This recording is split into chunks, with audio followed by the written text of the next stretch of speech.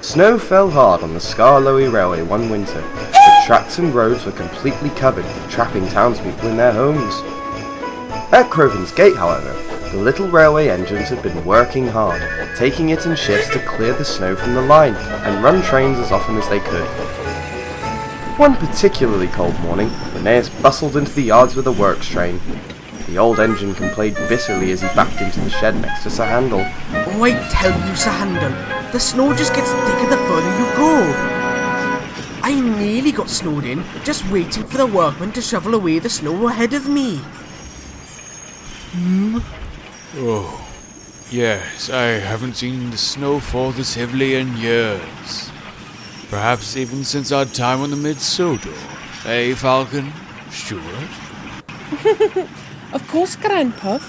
It was bad back then, and right now is bringing back some memories. Those were the days. I remember one time when... Oh, sorry. Looks like I best be off to the quarry. I'll see you all later. Bye-bye. Brave when he is. I'd hate to think of anyone who would dare try and go through the snow on their own. They could get lost, or who knows what could happen to them. Oh, that very thing has happened before. They were very fortunate to be found. Perhaps the youngster could tell you. He knows a good story about just the thing. Sir Handel looked up from the rails to Linnaeus, and this was the story he told. The Mid-Sodor Railway never had to worry about snow too much on the mountain road. Most of it slid down and stuck to the sides, but the peaks of the mountain still received a heavy coating of snow, making the summit part of the line rather dangerous at times. It was on the base of the mountain that they had to worry about. Snow stuck thick there, and it couldn't slide away like it would on the mountainside. One particular evening, Falcon had just arrived back at the sheds after taking the picnic, and was grumbling dreadfully. Ugh, ruddy snow. I struggled to leave the green. The rails are so slippery I couldn't grip whatsoever. So, you had a good trip then, Falcon? Now don't you start.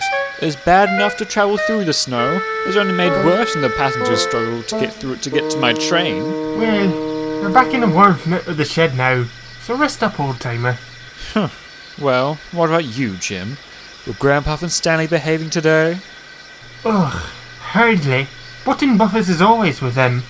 Stanley was always slipping and sliding everywhere, and Duke kept shouting at him about wearing his wheels down. Stanley derailed trucks all day and nearly came off the line himself.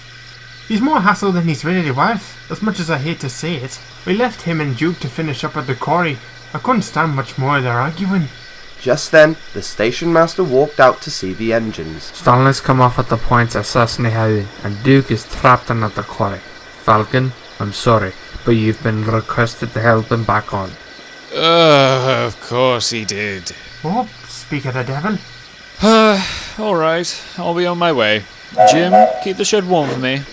And with that, Falcon set off up the mountain road. It was not long after Falcon left the station that the station master came running out of his office again for Jim. Jim, good, you're still on steam. Get a coach, quick. We're sending you down the line. Our girl has reported missing. She was last seen getting off of the green with Duke's train. Go quickly before night sets in and the snow gets too thick. Jim's crew scrambled into the cab, collected a coach, and set off down to the base of the mountain.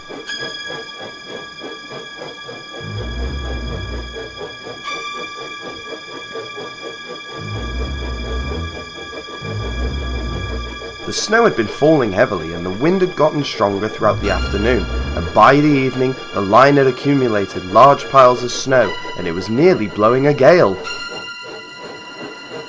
Jim struggled to push through. Sometimes he had to stop and back up so his crew could shovel and break up the snow.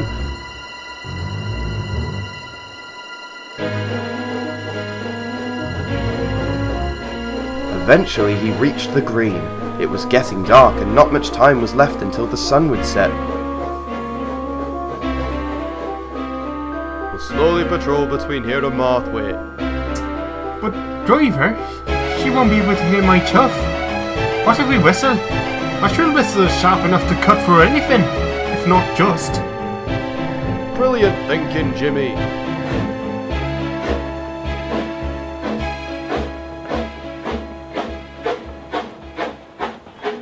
Jim, with his coach in tow, crept through the woods, blaring his whistle long and loud in a desperate attempt to get the missing girl's attention, but to no avail.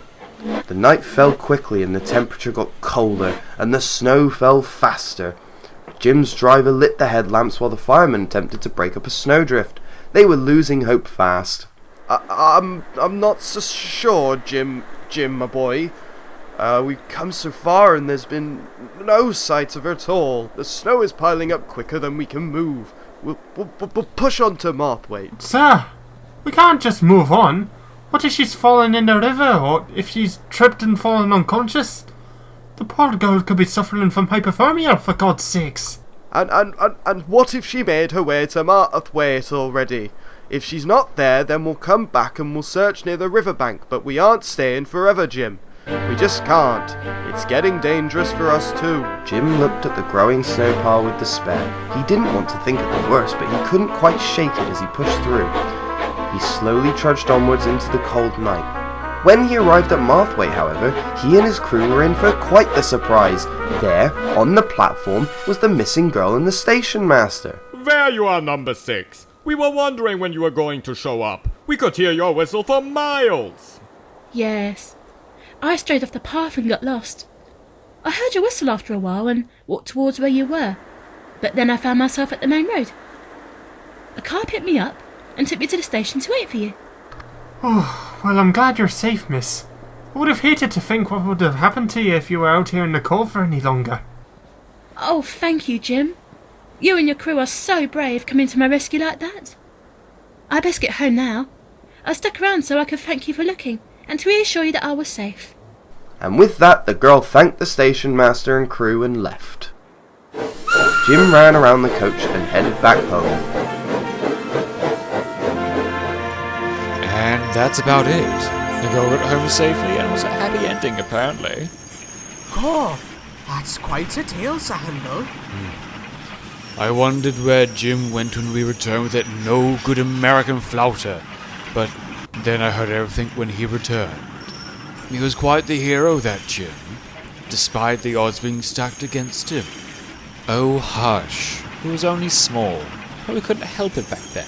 He was very brave, though. Regardless and smart to think of that whistle-beacon idea, too. Oh, thank you, and excuse me. I think I better get these coaches ready for a trip up the line. They're not going to move on their own now. And so, the little old red engine trundled out of the shed into the brisk morning air, ready to once again travel through the snow.